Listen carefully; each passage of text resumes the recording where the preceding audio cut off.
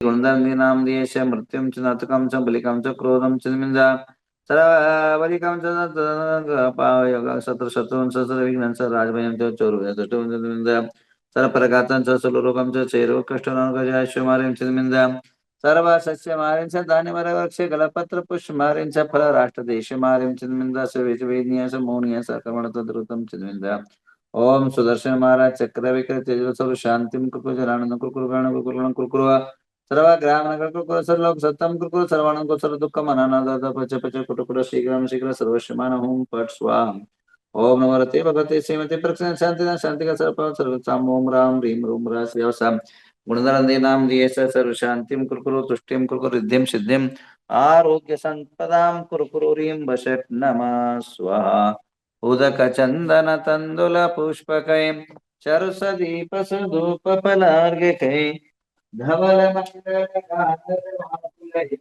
जिन ग्रहे जिननाथ महोदय ओम ह्रीं चिंतामणि पार्श्वनाथ सकलकाल सिद्ध्यर्थाय दिव्यार्घ्यं निरुपामिति स्वाहा ओम ह्रीं नमो हरिहन्तानं सिद्धानं सूर्य नमोज्जायनं सावनमम रिद्धिवृद्धि समाहितं कुरु स्वाहा ओम ह्रीं नमो हरिहन्तानं सिद्धानं सूर्यनं वज्जायनं सावनमम रिद्धिवृद्धि समाहितं कुरु स्वाहा ओम ह्रीं नमो अरहन्तानं सिद्धानं सूर्यनं वज्जायनं साहोनं मम रिद्धिवृद्धि समाहितं कुरु स्वाहा ओम ह्रीं नमो अरिहन्तानं सिद्धानं सूर्यनं वज्जायनं साहोनं मम रिद्धिवृद्धि समाहितं कुरु स्वाहा ओम ह्रीं नमो अरिहन्तानं सिद्धानं सूर्यनं वज्जायनं साहोनं मम रिद्धिवृद्धि समाहितं कुरु स्वाहा।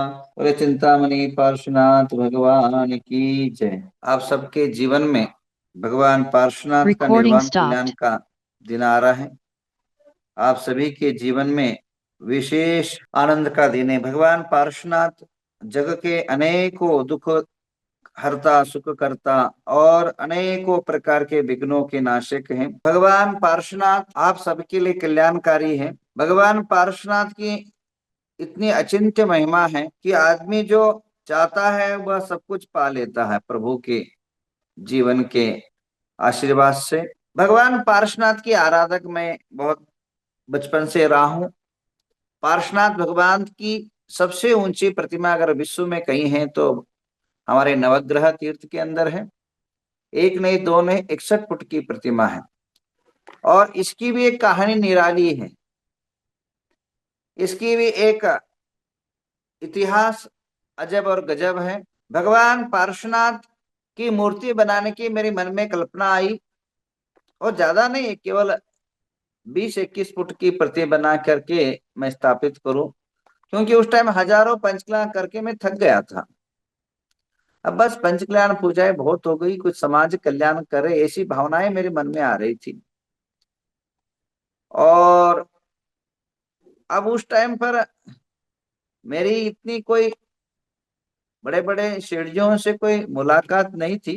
कोई बड़ा आदमी या पैसे वाला रिच पार्टी से कोई मेरा संबंध नहीं था, क्योंकि मैं अपने अध्ययन और अध्यापन से ज्यादा और अपने आम पब्लिकों से भी ज्यादा मैं रहता हूं हमेशा ही। तो कैसे बनाया जाए। पर उसके बाद मैं बोरगांव के अंदर था। उस टाइम धन्य कुमार वाकड़मान जो फल्टन निवासी परिवार आया, धनी कुमार जी उस टाइम थे, जीवित थे। उनके भात्र से उत्तम सागर जी महाराज उनके जो है भाई महाराज हुए थे, उनसे परिचित था। उसके बाद इनसे परिचित हुआ तो मैंने मन की भावनाएं बताई कि मैं एक प्रतिष्ठा करना चाहता हूं। तब जो है मूर्ति उन्हें कहा जो भी लगे वो ठीक मैं दे दूंगा, आप बनाइए। चलो ये ठीक हुआ।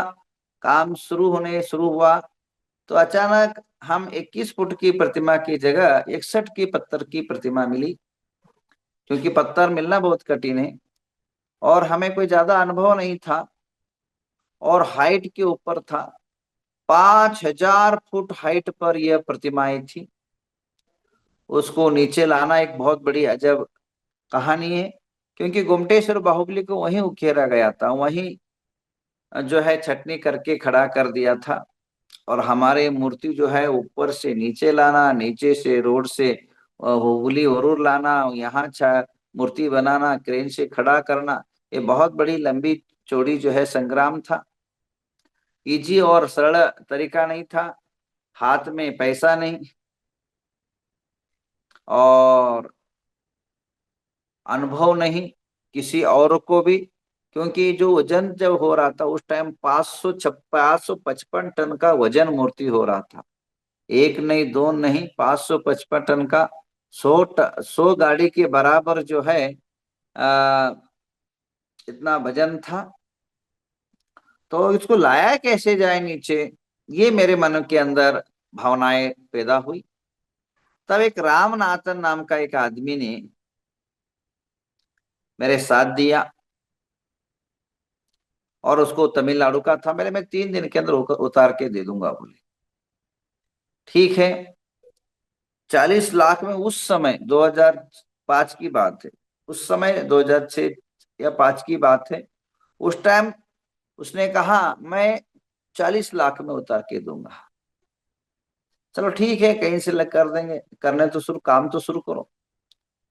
तो काम शुरू हुआ। 1 दिन गया, 2 दिन गया, 3 दिन गया, महीना गया, 2 महीना गया, 3 महीना पत्थर जो है एक एक इंच भी इधर का इधर नहीं हुआ, हिला तक नहीं।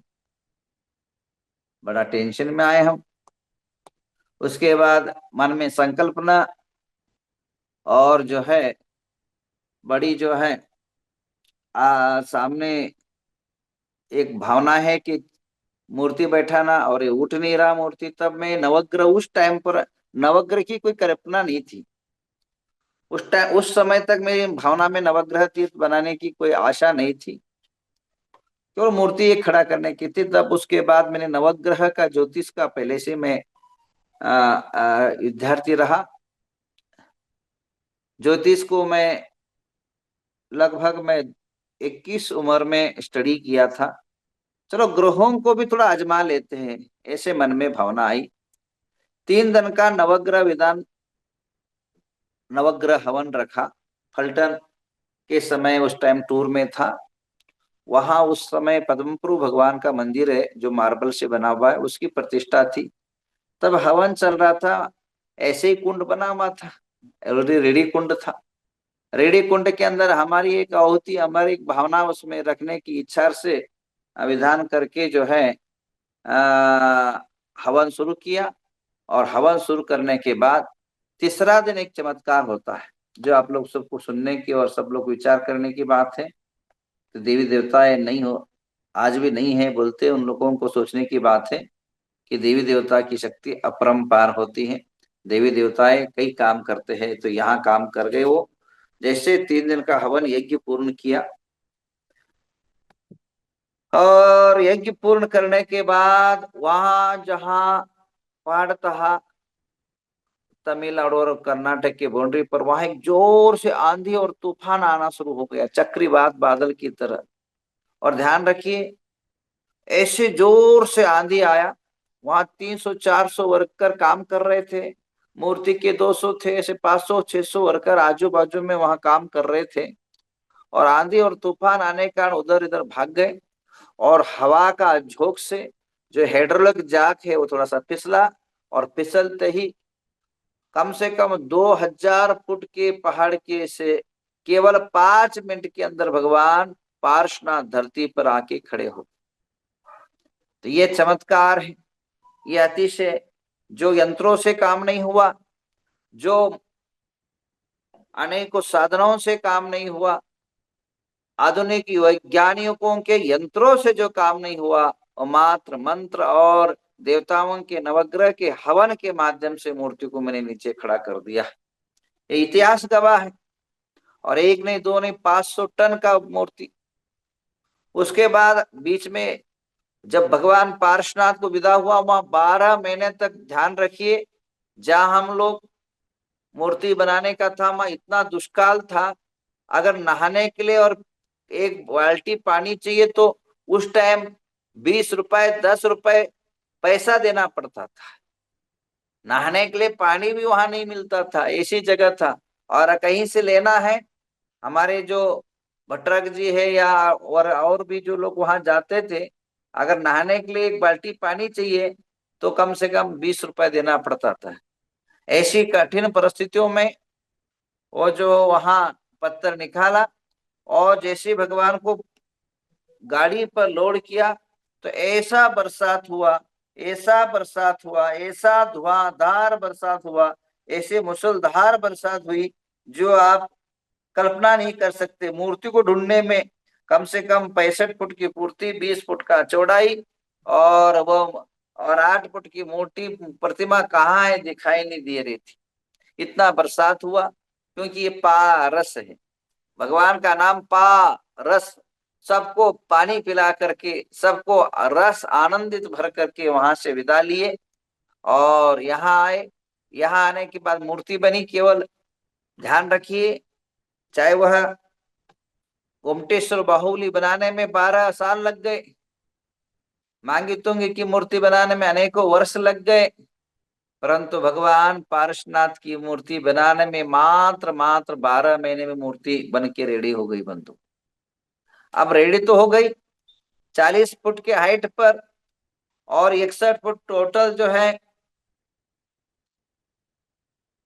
111 फुट की हाइट लेकर के मूर्ति को बैठाना। एक क्रेन में बुलाया, जो पवन चक्की काम करता है, सुजलोन कंपनी वाले ने फ्री दिया। आ करके 500 टन का क्रेन था, उठा नहीं पाया मूर्ति को, हिलने लगा। तब जाकर के हमने अमेरिका से क्रेन बुलवाई, जर्मन से वो क्रेन आई अमेरिका से होते हुए, और यहाँ जो है उसको उठा करके केवल जैसे ही उसको भगवान मूर्ति को बांधा और जैसे ही उठाने लग गए तो नीचे जो है नागर, नागर मतलब सांप जो है, नाग जो है आके खड़ा हो गया। उसका फोटो भी कहीं आपको दिखाता हूँ, कहीं कहीं होगा उसका फोटो भी। खुद आके खड़ा हो गया, और खड़ा होने के बाद अब लगा जो भगवान पार्श्वनाथ का फन का धरणीधर देव है वो नीचे आ गया, यानी ऊपर का लोड कम हुआ। और यकीन मानिए 40 फुट की हाइट पर 61 फुट की प्रतिमा, आप अंदाज करिए कितना घंटा लगा होगा, कितना दिन लगा होगा, आपको विश्वास नहीं होगा। हमने वहां नारियल फोड़े 108, उसके तत्स्वरूप मूर्ति उठाना शुरू किया। केवल केवल मैंने जब वो वीडियो रिकॉर्डिंग है, जब वो मूर्ति उठा के रखा तो मात्र 7 मिनट के अंदर, कितना मिनट के अंदर, 7 मिनट के अंदर जाकर के मूर्ति वहां स्थापित हुई। ये अद्भुत चिंतामणि पार्श्वनाथ का चमत्कार है। उस टाइम मैंने केवल 9 बच्चों से एजुकेशन शुरू किया था, आज 8,000 बच्चे यहाँ इस संस्था के अंदर एजुकेशन लेते हैं। उस टाइम 5 टीचर थे, आज 800 टीचर यहाँ काम करते हैं। और भगवान पार्श्वनाथ की अद्भुत चमत्कार और आशीर्वाद से जो एक ही नहीं 9 ग्रह के 9 प्रतिमाएं बनी, विश्व के अंदर कहीं नहीं ऐसे नवग्रह तीर्थ बना। और इसके अलावा जो दुनिया को झकझोर देने वाला, दुनिया को आकर्षित करने वाला, न भूतो न भविष्यति ऐसे 405 फुट का सुमेरु पर्वत बन करके आप सबके सामने प्रतिष्ठित हुआ। और वह प्रतिष्ठा बहुत दूर की बात नहीं, अभी कुछ ही समय में आपने देखा दुनिया का सबसे बड़ा पंचकल्याण अगर कहीं हुआ है तो नवग्रह तीर्थ के अंदर हुआ। तो ऐसे अद्भुत अलौकिक चिंतामणि पार्श्वनाथ को कल का उनका निर्वाण कल्याणक है। तो आप सभी, मैं चाहूंगा कि निर्वाण लाडू चढ़ाना है, भगवान को मोदक चढ़ा करके अनुमोदित होना है, आनंदित होना है, भाव विभोरित होना है, और एक अपने तरफ से लाडू चढ़ा करके संकट मोचन के प्रभु के चरणों में भक्ति भाव चढ़ाना है। पुण्य को कमाना है, पाप को भगाना है, सम्यक को पाना है, और जो है मिथ्यात्व को दूर भगाना है। भगवान पार्श्वनाथ हमारे लिए एक बहुत बड़े आदर्श पुरुष है। भगवान पार्श्वनाथ हम सबके लिए एक मार्गदर्शक है। भगवान पार्श्वनाथ की जो आराधना करता है उसको कोई कहीं से कमी नहीं पड़ता है, किसी तरह से कमी नहीं पड़ता है। तो आप सभी से चाहूंगा कि सभी अपने तक कौन कौन जो है नारू लड्डू चढ़ाना चाहता है, निर्वाण लड्डू आप सबकी तरफ से चढ़ाया जाएगा। केवल केवल 500 रुपए रखा है, जिनकी भी आशा है, भावना है, वो हैंड राइज कर सकते हैं भगवान पर। हाँ, अनिता अनिता जी शेफाली दिख रही है बहुत दिन से। बहुत बहुत आशीर्वाद प्रदीप, अनिता, सभी यश जैन भोपाल परिवार को बहुत बहुत आशीर्वाद। इन्होंने अपनी भावना व्यक्त किया है, बहुत बहुत आशीर्वाद, मंगल हो। इसी प्रकार विशाल पलटन निवासी जो, उनको बहुत बहुत आशीर्वाद। सुनय संजय दोषी भी, इन्होंने अपनी भावना व्यक्त किया है, सुनय जी को आशीर्वाद। आगम पत्नी जैन ने भी ये किया है। विनोद साहू जी, स्मिता जैन, संजय मानसी, चेतना प्रणति जैन, इन्होंने भी अपनी भावना व्यक्त किया है, इनको बहुत बहुत आशीर्वाद। स्वानंद आद्यम गुणोकर ने हैंडराइज किया है। निर्मला मखदूम ने भी हाथ किया है। और ये सभी को बहुत बहुत आशीर्वाद। नीलेश वैशाल लोहाड़े अहमदनगर ने भी हाथ किया है। राजेश मनीषा जी, इन्होंने भी हाथ किया है। जी जी, नमस्ते महाराज जी, नमस्ते महाराज जी। प्रदीप हेलो। अनीता। जी नमस्ते महाराज जी। सबका नाम बोल दीजिए, सबको दिखाते जाओ ऐसे। प्रदीप अनीता शेफाली यश जैन भोपाल, विशाल अंजलि हर्ष मैथिली दोषी फलटन, आगम पद्माली अमित पुणे, पराग विनोद साहू जी, स्मिता संजय मानसी पार्थ अग्रवाल, चैतन्य प्रणोति जैन, मीनल मनीष उज्ज्वला अजीत वाड़कर पुणे, स्वानल सोनल आद्यम ओजस गनोरकर अमेरिका, निर्मला मखदूम, मंगला प्रेमचंद कासलीवाल, चेतना मिंडा, राजेश शिल्पा गोमटेश मानसी दुलचीपुरे, नीलेश वैशाली निर्मल लोहाड़े अहमदनगर, स्वाति कमल गड़िया, अंकित लौकिक अजमेरा, राजकुमार लक्ष्मी गरिमा निधि निशान जैन,